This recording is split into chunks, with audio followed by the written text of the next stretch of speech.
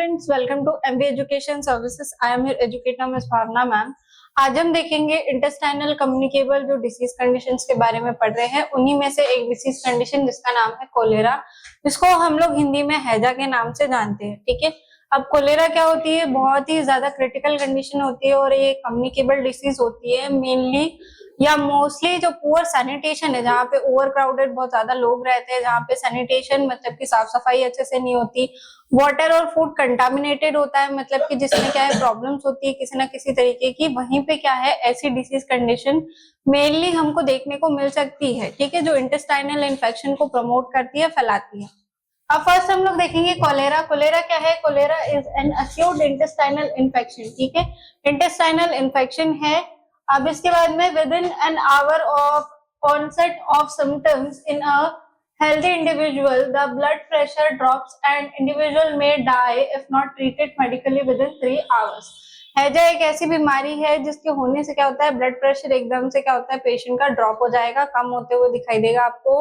और अगर इसको हमने ट्रीट नहीं किया, ठीक है, डॉक्टर्स के पास नहीं लेके गए, तो पेशेंट मर भी सकता है, डेथ भी हो सकती है। ठीक है, तो अब इसके कॉजेटिव एजेंट क्या हो सकते हैं? वाइब्रो कोलेराई नाम का जो वायरस है, बैक्टीरिया है, इसकी वजह से क्या हो रहा है, पेशेंट बीमार पड़ रहा है, पेशेंट को कोलेरा जैसी बीमारी पकड़ रही है।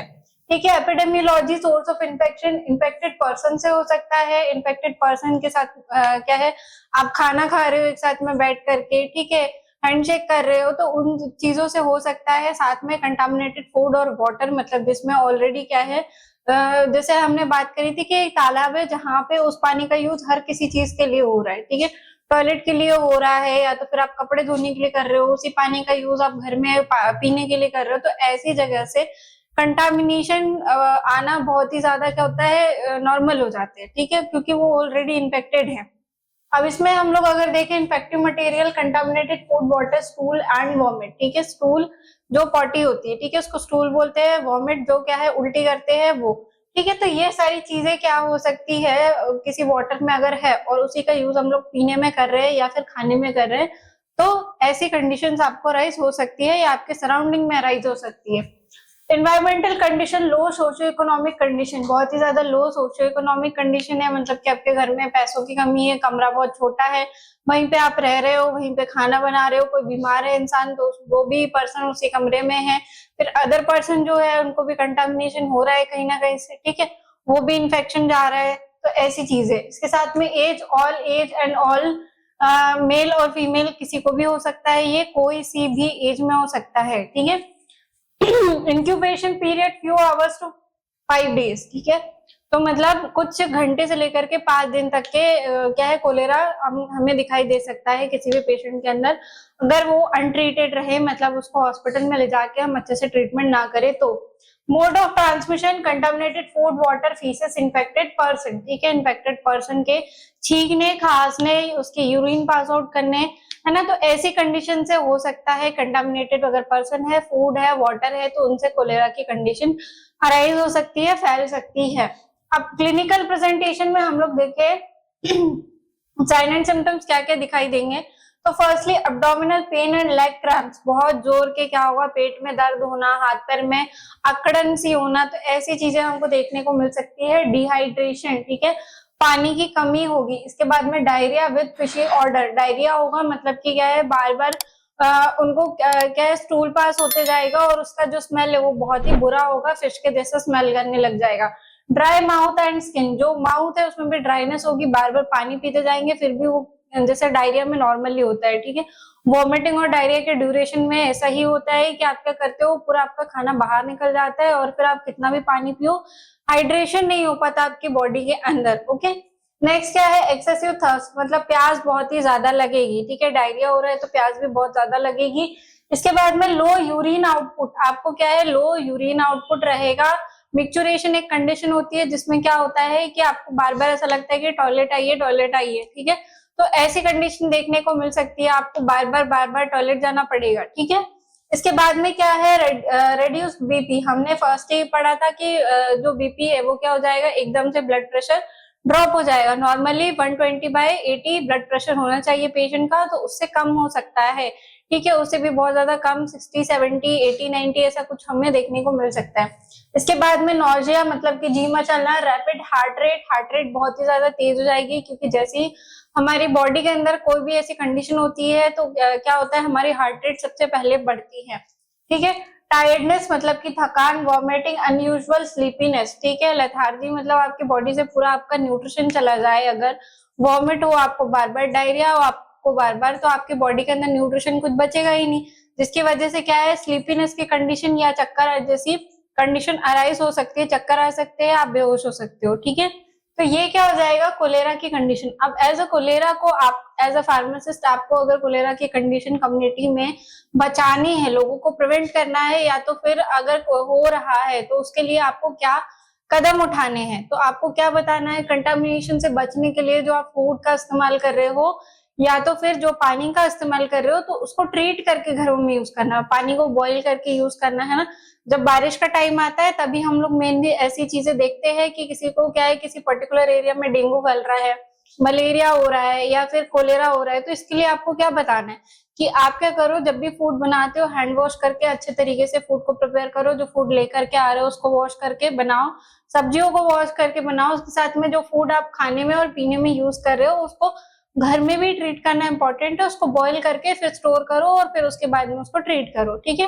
और अगर आपके आसपास में कहीं पानी जमा हो रहा है तो उसकी इंफॉर्मेशन भी हमको नगर पालिका या नगर निगम को देनी है।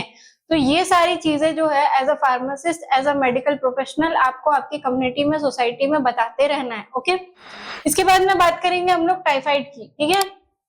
तो टाइफाइड क्या है, typhoid fever is caused by ingesting the food और contaminated water, faeces from the infected person, ठीक है। फीसेस क्या होता है, अगेन पॉटी को ही फीसेस कहते हैं, ओके। तो ये आपको याद रखना है, ये जो टर्म है कहाँ यूज होते हैं, क्यों यूज होते हैं, क्योंकि मेडिकल में ऐसे ही टर्म यूज होते हैं, ठीक है। तो आप ये याद रखेंगे। तो टाइफाइड क्या है, टाइफाइड एक टाइप का फीवर होता है जो कि कंटामिनेटेड फूड, मतलब कि अगर आप खराब खाना, बाहर का खाना बहुत ज्यादा खा रहे हो, जहाँ पे हाइजीन मेंटेन करके प्रिपेयर नहीं किया, या फिर आपके आपके घर तक डिलीवर करते तक हाइजीन मेंटेन नहीं हुआ, तो ऐसी कंडीशन आपको देखने को मिल सकती है, ठीक है, टाइफाइड की। अब इसके बाद में पॉजिटिव एजेंट क्या हो जाएंगे, ग्राम नेगेटिव बैक्टीरिया, साल्मोनेला टाइफिन यूरियम, ठीक है। साल्मोनेला टाइफी के नाम से भी जानते हैं हम इसको, एक ग्राम नेगेटिव बैक्टीरिया होता है एक टाइप का, ठीक है। तो ये क्या है, पॉजिटिव एजेंट है टाइफाइड का। अब इसके बाद बात करें एपिडेमियोलॉजी की, सोर्स ऑफ इन्फेक्शन में contaminated water, food and flies, ठीक है। मच्छर मक्खी जैसे हमने बात करी, कहीं से भी उड़ के आ सकते हैं, जो कीड़े हैं उनको कोई कंट्रोल तो कर नहीं सकता, कहाँ जा रहे हैं कहाँ वापस आ रहे हैं। तो हम क्या कर सकते हैं, इसका ध्यान रख सकते हैं कि जब भी आप खाना बनाओ तो ऐसे आपका सराउंडिंग ऐसा होना चाहिए जहाँ पे ज्यादा मक्खी या मच्छर ना हो, या फिर खाना जहाँ से भी लेकर के खा रहे हो उस सराउंडिंग का भी ध्यान रखना है कि खाना आपका ढक के रखा जाता हो, ठीक है। कंटामिनेटेड फूड और वाटर सप्लाई से उसको ना बनाया जाता हो। अब देखेंगे हम लोग पीरियड ऑफ इन्फेक्टिविटी कितना होता है, bacteria present in faeces and urine, ठीक है। जब तक कि आपके बॉडी के अंदर बैक्टीरिया प्रेजेंट रहेगा, टाइफाइड फ्री नहीं होगे, टाइफाइड पॉजिटिव आते रहोगे, तब तक ये क्या है, ये कंटामिनेशन फैल सकता है, ओके। इसके बाद में एज एंड सेक्स की बात करें तो 5 to 19 years male rather than females, ठीक है। 5 से 19 साल के लोग ज्यादा ससेप्टेबल होते हैं। हमने देखा है कि हमारे जो कॉलेज गोइंग चिल्ड्रन होते हैं, जैसे आप भी अगर आपके शहर से बाहर निकले हो पढ़ाई करने के लिए या जॉब करने के लिए, तो मेनली तब आपने टाइफाइड की कंडीशन को फेस किया होगा कि आप घर से बाहर निकले हो पढ़ाई करने के लिए, जॉब करने के लिए, आपको उस जगह का खाना या पानी सूट नहीं हो रहा है ना, तो सुटेबल आपको अच्छा फील नहीं हो रहा है और आपको चेकअप कराने गए हो तो आपको टाइफाइड बता दिया डॉक्टर ने। तो ये मेनली उसी कंडीशन उसी टाइम पे होता है, क्योंकि आप क्या कर रहे हो, आपका फूड और वाटर सप्लाई सही नहीं है, जो आपको घर में अच्छे से मिल रहा था वही same as it is food और वाटर सप्लाई आपको नहीं मिल पा रहा है, ठीक है। और इसके साथ में क्या बात हो रही है कि मेल्स में ज्यादा होता है रेदर देन फीमेल्स, ठीक है। तो ये ध्यान रखेंगे। इंक्यूबेशन पीरियड कितना होता है, 7 से 28 दिन तक के ये आपके बॉडी में टाइफाइड फीवर रह सकता है। और टाइफाइड भी अगर अनट्रीटेड रहे या तो फिर उस कंडीशन पे हम बिल्कुल भी ध्यान ना दे और अपना काम करते रहे तो भी क्या डेथ की कंडीशन अराइज हो सकती है, ठीक है। मोड ऑफ ट्रांसमिशन क्या हो जाएगा, कंटामिनेटेड फूड एंड वाटर, ठीक है। अगर फूड और वाटर कंटामिनेटेड है, सेम अगेन वही बात हो रही है कि फूड में किसी भी तरीके का कंटामिनेशन है, अच्छे पानी से नहीं यूज हो रहा है, या तो फिर जो सब्जी है वो खराब है, आप उसको धो के यूज नहीं कर रहे हो, वो उस पे बहुत सारे मक्खी मच्छर आकर के बैठते रहे हो, तो ऐसी कंडीशंस में क्या हो सकता है, टाइफाइड फीवर पकड़ सकता है। इसके बाद में क्लिनिकल प्रेजेंटेशन अगर हम लोग देखें तो फर्स्ट दिखाई देगा लॉस ऑफ एपेटाइट, भूख लगना बंद हो जाएगा, हेडेक देखने को मिलेगा, मसल एक एंड पेन, मतलब कि आपका जो मसल है वो दर्द करेगी, ठीक है, एब्डोमिनल पेन एंड डिस्कम्फर्ट, पेट में बहुत दर्द होगा और बिल्कुल भी अच्छा नहीं लगेगा। चेस्ट कंजेशन, मतलब कि आपका जो चेस्ट है, चेस्ट वाला पार्ट है, पोर्शन है, उसमें ऐसा लगेगा कोई दबा रहा है, कंजेशन होगा, ठीक है। इसके बाद में fever up to 104 degree Fahrenheit, मतलब कि हाई फीवर आपको देखने को मिलेगा, क्योंकि टाइफाइड का एक टाइप का फीवर, ओके। लेथार्जी, मतलब कि बॉडी काफी सुस्त दिखाई देगी, डायरिया भी हो सकता है, तो ऐसी क्लिनिकल प्रेजेंटेशन आपको देखने को मिल सकती है, साइन एंड सिम्टम्स पेशेंट के अंदर देखने को मिल सकते हैं।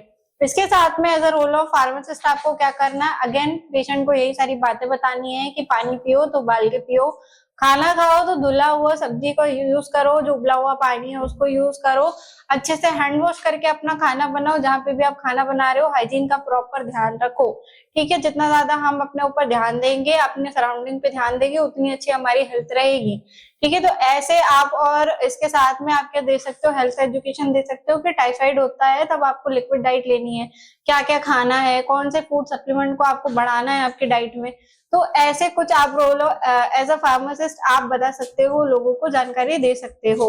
और क्या क्या जानकारी देनी चाहिए, कौन से फूड आइटम्स आपको खाना चाहिए जब आपको टाइफाइड होता है, कमेंट सेक्शन में बताइएगा। अभी हमने दो जो टॉपिक्स है वो कंप्लीट किए हैं, फर्स्ट है कोलेरा एंड सेकंड है टाइफाइड।